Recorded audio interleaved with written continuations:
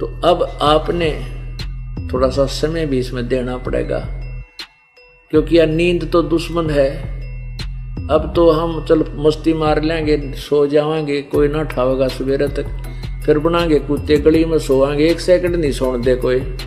कभी कोई बैल आ रहा है, कोई मोटरसाइकिल ड्र करेगा, वो फिर देख के भागेगा, फिर कोई ना सोने दे आपको। तो अब थोड़ी सी नींद को कम करके हम सावधान होकर डर के ये ज्ञान ग्रहण करें। अब पुण्यात्माओं, ये दास क्या बताना चाहता था कि परमेश्वर कबीर जी ने आके इस काल के जाल को सिंपल लैंग्वेज में, बिल्कुल साधारण सी भाषा में समझाया। अपनी प्यारी आत्मा को मिला करके, अब देखो, अब ये बिचली पीढ़ी होगी, बिचली पीढ़ी है मानव समाज की, कलयुग की, और सभी बहन बेटी भाई बुजुर्ग सब अक्षर ज्ञान युक्त हो गए, शिक्षित हैं, और सदग्रंथ अपने पास है। आज से 600 वर्ष पहले कबीर परमेश्वर इन्हीं सदग्रंथों का ज्ञान बताया करते थे। वो क्या बताया करते थे? वो अब जैसे परमात्मा कबीर जी ने कहा था कि वेद मेरा भेद है, वेद मेरा भेद है, मैं वेदन में नाही, और जौन वेद से मैं मिलूं ये वेद जानते नाही। वेद मेरा भेद है, ये सभी वेद जितने भी ये ज्ञान हैं, ये चारों वेद कहते मेरा भेद है, मेरे विषय में जानकारी दे रहे हैं। लेकिन जौन वेद से, जिस वेद से मैं मिलूं वो ये वेद जानते ना, क्योंकि पवित्र गीता जी अध्याय नंबर 4 के श्लोक नंबर 34 में कह दिया गीता ज्ञान दाता ने कि मैंने जो ज्ञान बताना था मैं बता रहा हूं, और लेकिन उस परमात्मा के विषय में जानना तो उन तत्वदर्शी संतों की खोज कर ले। इससे सिद्ध है कि गीता जी का ज्ञान कंप्लीट नहीं है। अब ओम तत्सत ये सांकेतिक मंत्र है, ओम तत्सत जाप करने का नहीं है। ओम मंत्र ब्रह्म का है, तत् मंत्र परब्रह्म का है, और सत मंत्र ये पूर्ण ब्रह्म का, परम अक्षर ब्रह्म का है। तत् और सत ये गुप्त है। ओम तत्सत ये जाप नहीं है। इसकी 3 विधि से सिमरण होता है इसका। ये 3 मंत्र का जाप बनेगा, और पहला मंत्र ओम और सत तत् ये सांकेतिक है, दास बताएगा, ये दोनों मिलकर सतनाम बनेगा, और फिर सारनाम आपको दिया जाएगा। सत जो सत है वो और जोड़ा जाएगा, फिर ये सत जो एक अक्षर है ये पार करेगा, आपको सतलोक ले जाएगा। और ओम तत्सत ये एक छुड़ावेगा, एक मिलावेगा। तो ये तीनों मंत्र का जाप से आप मोक्ष होगे, वो गीता ज्ञान दाता नहीं जानता।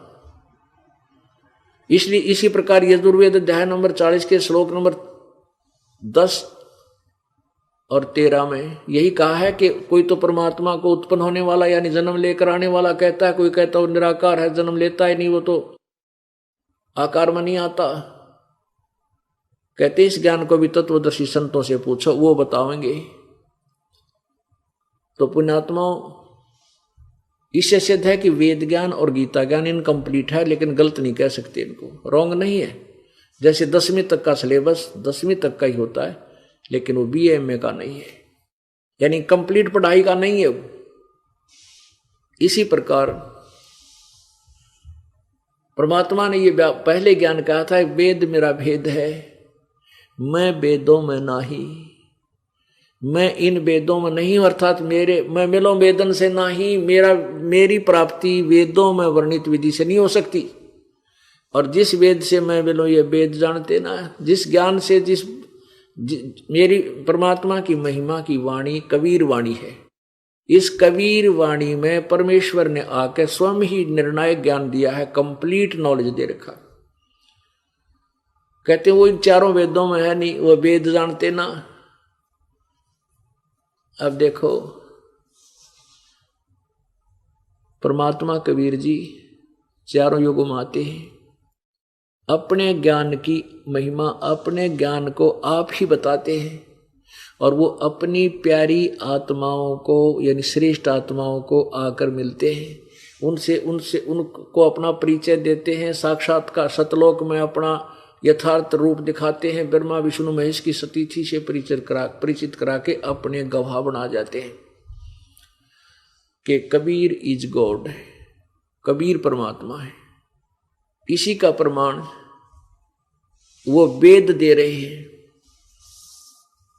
अब देखिएगा, कुछ संकेत आपको देते हैं कि वेद क्या बताते हैं उस कबीर परमात्मा के विषय में। देखिएगा, ऋग्वेद मंडल नंबर 9 और सूक्त नंबर 86 और मंत्र नंबर 26-27 में। ये देखिएगा, पवित्र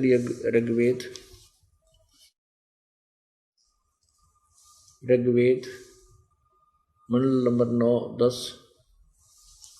यहाँ देखिएगा,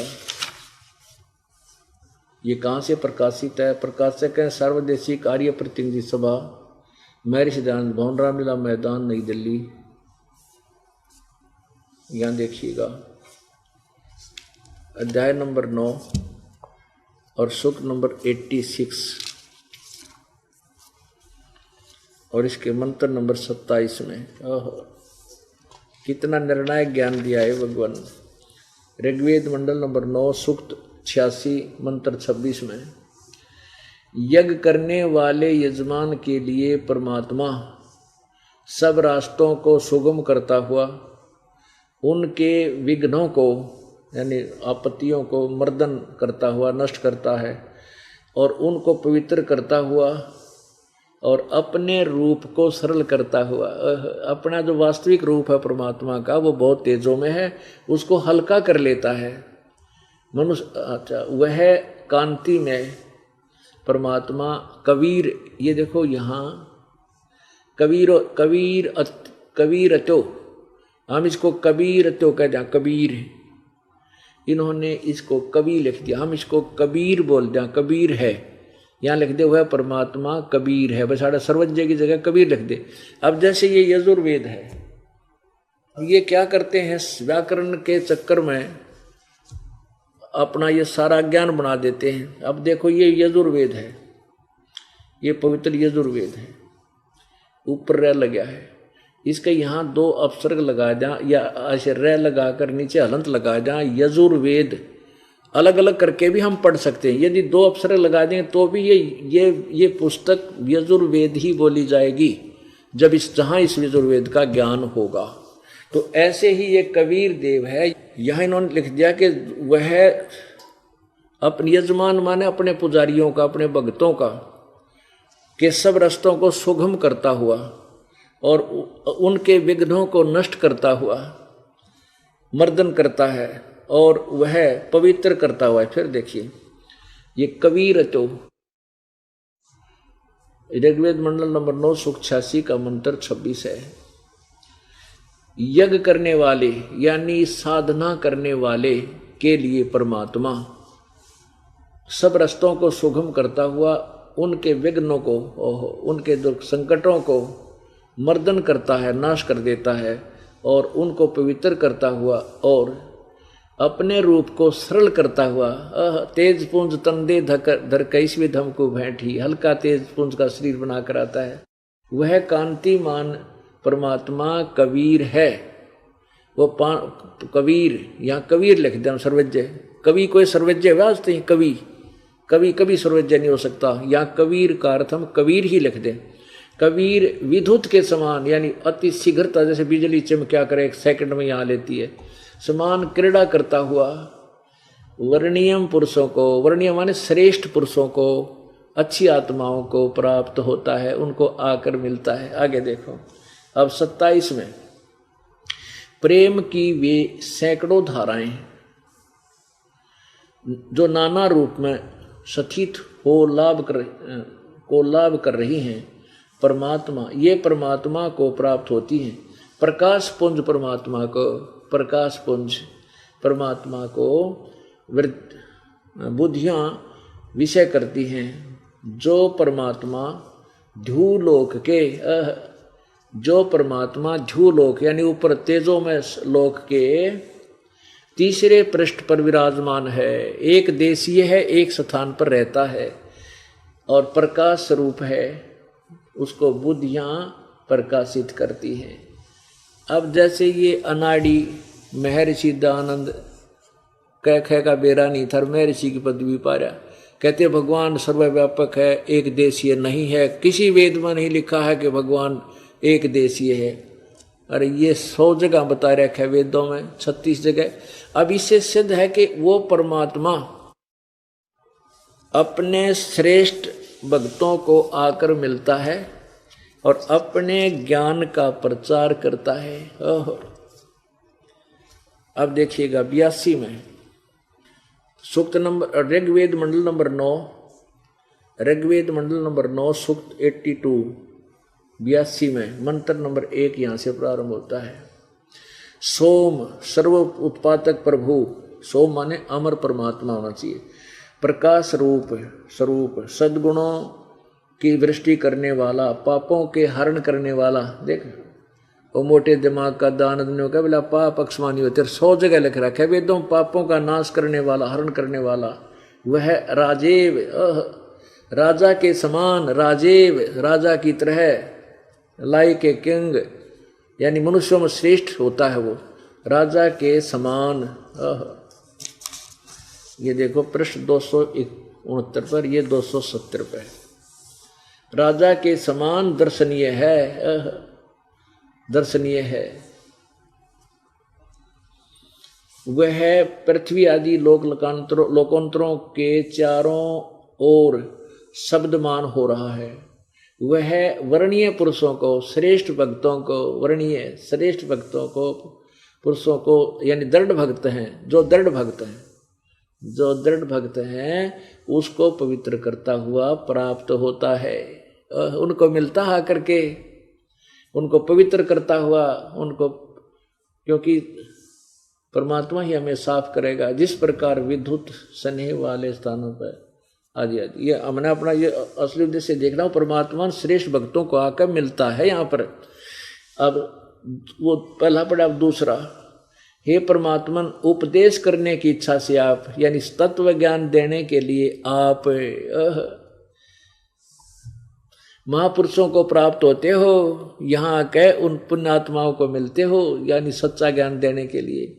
और आप अत्यंत गतिशील पदार्थ के समान, यानी अतीत, कहते पहुंचूंगा क्षण एक में, एक क्षण में पहुंच लूंगा, धन भगत जन अपने के काज के समान हमारे आध्यात्मिक यज्ञ को प्राप्त होते हो। ओहो, यानी, और वह कबीर, ये देखो यहाँ भी इन्होंने डंगा फेर कर दिया, ये कबीर, ये ऊपर रह लग गया, कबीर वेदस्या। अब वेदस्य का देखो कि है, इन की बुद्धि देख लो, यहाँ लिखा है वेदस्य मन उपदेश करने की इच्छा से, यहाँ लिखना कबीर वेदस्य, वो कबीर परमात्मा उपदेश, कबीर परमात्मा, यहाँ लिख देना था कबीर परमात्मा उपदेश करने की इच्छा से महापुरुषों को प्राप्त होते हैं, इतना लिखना था। लेकिन इन्होंने तड़ंगा करने का मतलब था ज्ञान था कोई ना, यो कबीर है, ऊपर रह लग गया इसका, ये प्रिंट में थोड़ा सा गड़बड़ रह रही है, कबीर है ये, क्योंकि इन्होंने यहाँ लगाया, यो रे, यहाँ कबीर है, ये कबीर है, वो कबीर परमात्मा, हे परमात्मा, यहाँ लिखना था वैसे, हे कबीर परमात्मा उपदेश करने की इच्छा से महापुरुषों को प्राप्त होते हैं, और आप अत्यंत गतिशील पदार्थ के समान हमारे आध्यात्मिक यज्ञ में प्राप्त होते हैं। आप, चलो उनका अनुवाद भी समझे तो, आप सर्वज्ञ नहीं, आप कबीर हैं, यहाँ लिख देना कबीर, कबीर हैं, शुद्ध स्वरूप है, हमारे पापों को दूर करके हे सोम आप हमको सुख दें, पाप नष्ट करके हमें सुख दो, प्रेम भाव से उत्पन्न करते पवित्रता को उत्पन्न करें। अब देखो तीसरे में कमाल कर रखा है, ऋग्वेद मंडल नंबर 9 सूक्त 82 मंत्र 3 में, पवित्र यज्ञों में रक्षा से आप प्राप्त होते हैं। पवित्र यज्ञों में जहाँ शास्त्र अनुकूल साधना होती है, वहाँ परमात्मा आप प्राप्त होते हैं, वहाँ पहुँचते हैं। और पृथ्वी आदि लोकांतरों में गति करते हुए घूमते, कहते गोता मारू स्वर्ग में जा बैठूं पताल, कह कबीर ढूंढता फिर वो अपने हीरे माणिक लाल। सर्वव्यापक आप, सर्वव्यापक ने बनाया आप, स्वयं गतिशील होकर चलकर विराजमान होते हैं। आप कैसे हैं?